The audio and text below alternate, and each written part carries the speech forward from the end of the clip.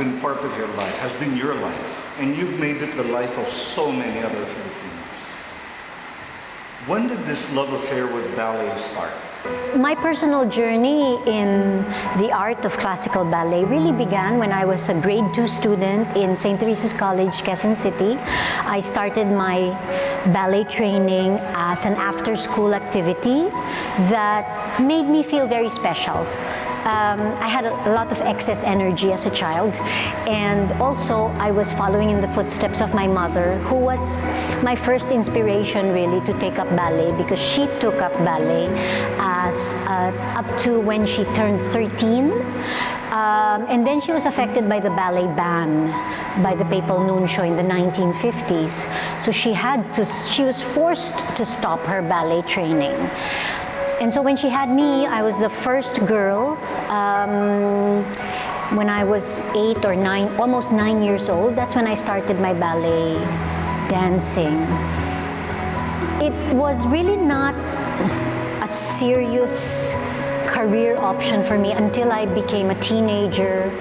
At the age of 14, I watched a performance of Yoko Morishita, the Japanese prima ballerina, in Swan Lake in the Cultural Center of the Philippines. And she inspired me to make becoming a classical ballerina a career.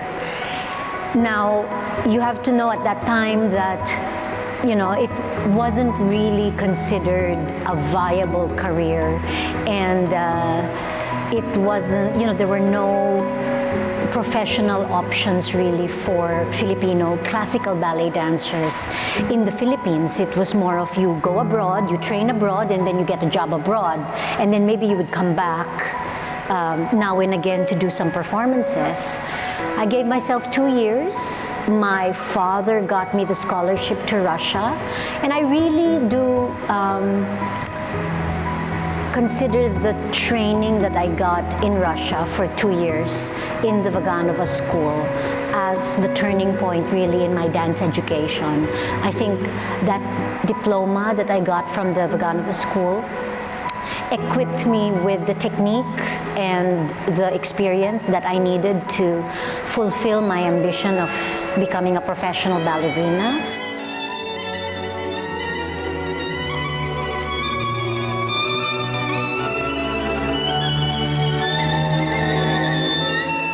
Ballet is a very physical endeavor, and you've been at it for years and years. How do you cope? Well, when I was young, I really didn't feel the physical pain and sacrifice, and you know, for me it was part of the package. If I wanted to become good at it, I really had to forego the late nights. I really had no social life, and for me it wasn't really a sacrifice, or it wasn't something that I felt I was missing out on. The long hours in the studio came very naturally, and I was enjoying myself. You know, as of course you get older, the long hours take its toll. There are injuries that are a result of wear and tear. There are injuries that are a result of accidents that happen. You know, you fall or you twist an ankle, and you have to you know, heal your body in order to come back at 100%. So as you get older, you just learn to work more efficiently, maybe spend less time in the studio and more time cross-training and strengthening, hiding your weaknesses from the audience. And up to a certain point, you are still very comfortable at it. And then there's a time when, you know, maybe around 16, 17, 18 years into dancing as a professional dancer, your body starts to be, in a word, uncooperative. And what your mind is demanding of your body is simply not possible anymore. I was fortunate enough to be, I guess, physically stronger, have greater stamina, and be just very stubborn.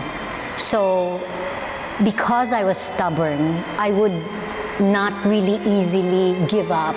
Like, for example, when I suffered a fracture, and one doctor said, you just have to stop dancing in order to have a normal life, because that fracture, that bone that's floating in your Achilles tendon is just going to be there for the rest of your life, and unless we operate and remove it, it's just not worth it. So I looked for a second opinion, and I found a third opinion that with Dr. Antonio Rivera, who put a cast on my ankle, and we waited for the growth, that bone to be lodged and muscle tissue grow around it, so it would stop floating in my Achilles tendon, and I was able to continue dancing afterwards. I've had several operations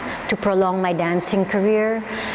Of course, I take care of my body with, good diet and, again, cross-training and, healthy living.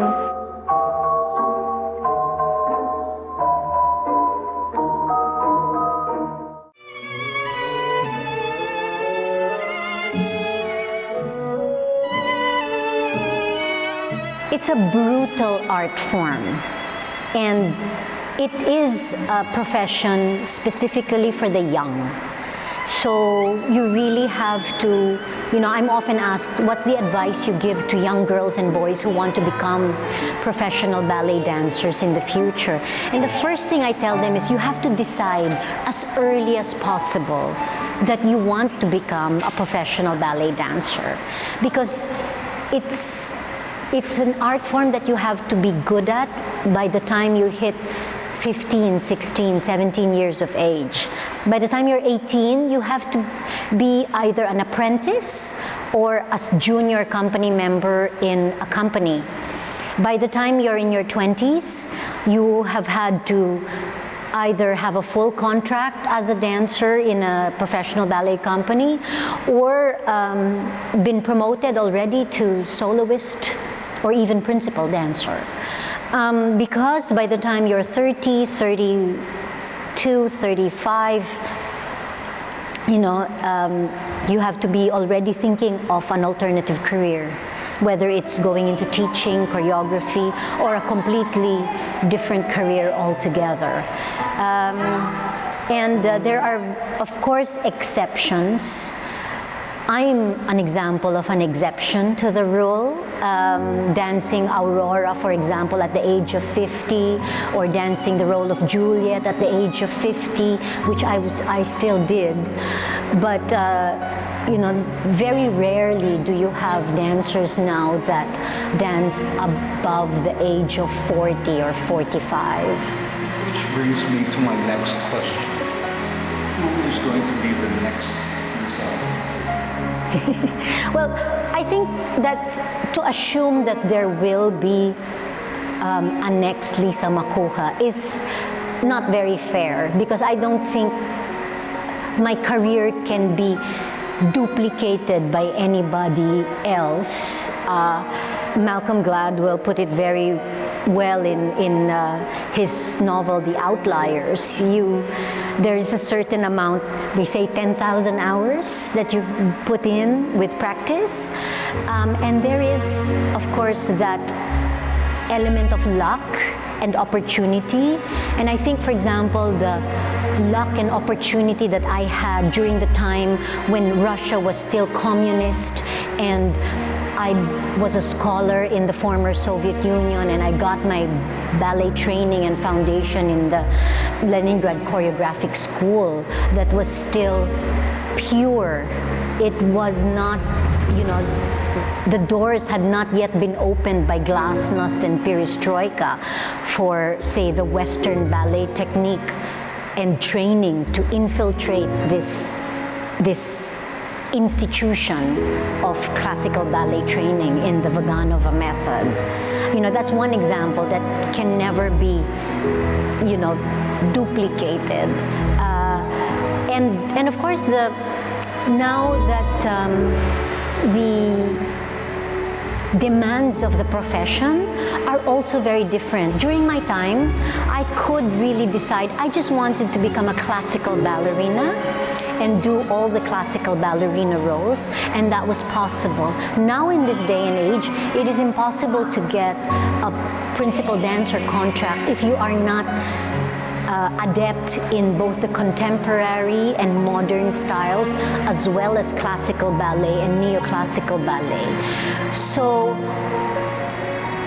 again, if you're asking me, will there be another Lisa Macuja who, say, would be able to dance the role of Odette Odile in Swan Lake more than 50 times, to be able to dance the role of in Nutcracker more than 200 times, or the role of Kitri in Don Quixote more than 100 times? Maybe not, because the times are changing, and there's just very different demands already and very different circumstances in the performing arts scene in general, in the global, perspective.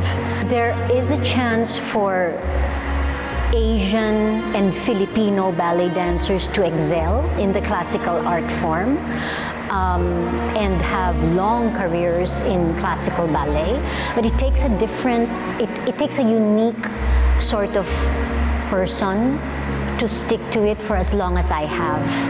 To be able to dance for more than 30 seasons, that's rare. So in answer to that question, I don't think there will be another Lisa Macuja in the future, but there will be excellent ballet dancers and classical ballet dancers in the future.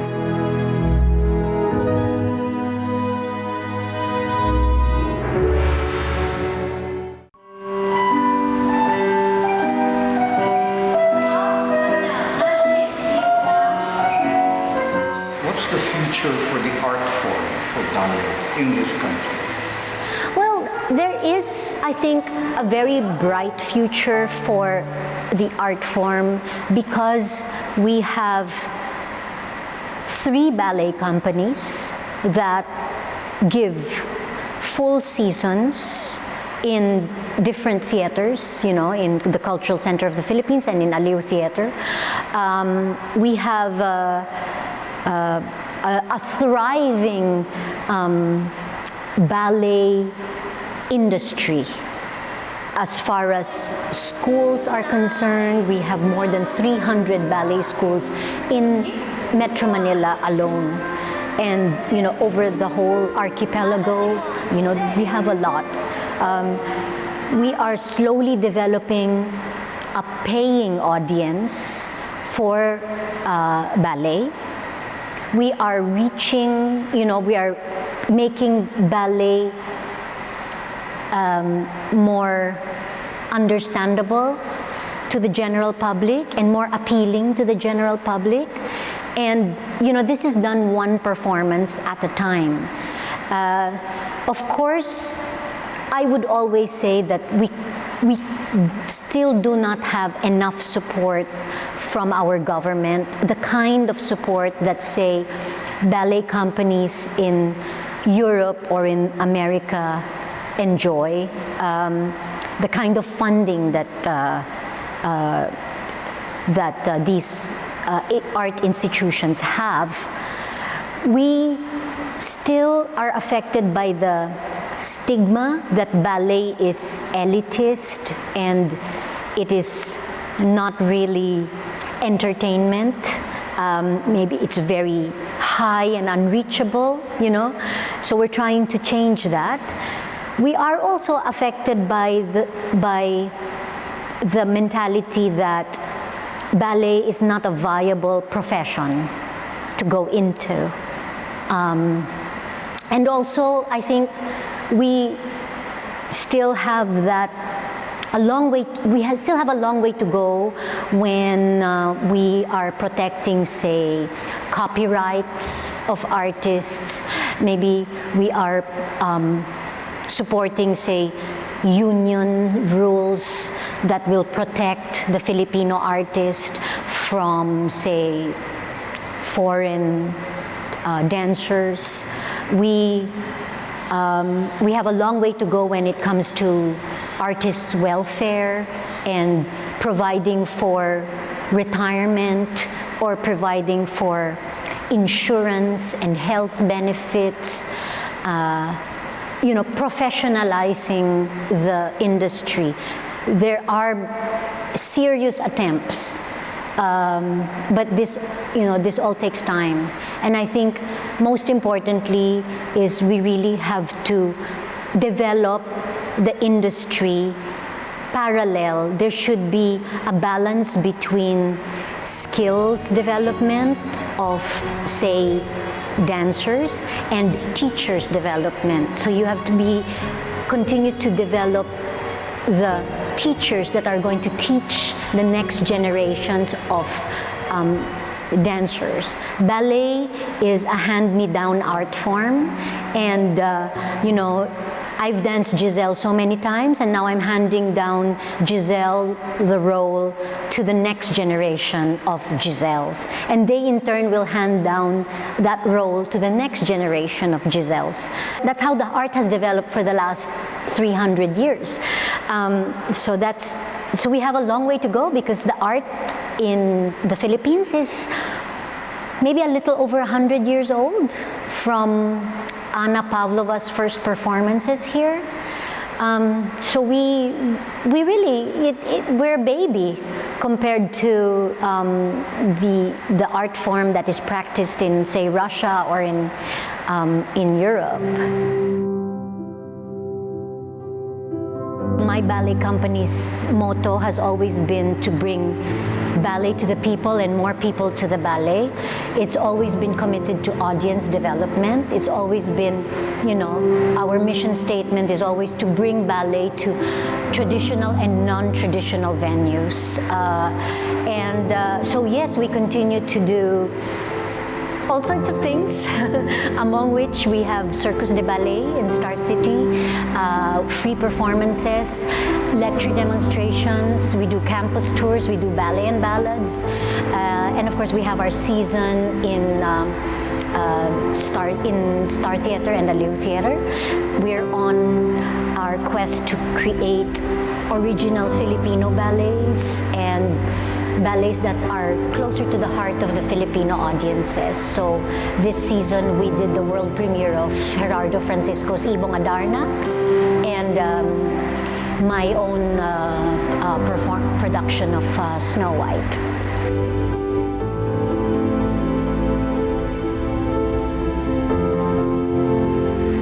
What for you was the most important lesson you learned from ballet? Well, I think like any discipline or any of the performing arts, it's really a combination of talent, hard work, dedication, commitment, and a little bit of luck and opportunity. There's no real formula for success, but if there's just maybe a little bit of all of those elements, but most especially it's the hard work and the commitment. It is not a cut and paste option. It is not something that you get good at after maybe 5-6 weeks of intense training. A career in ballet takes years. Even after more than 30 years of dancing, I still have a lot to learn. And the polishing, that quest for perfection, that goal of perfection is never really achieved. You just continue to achieve it.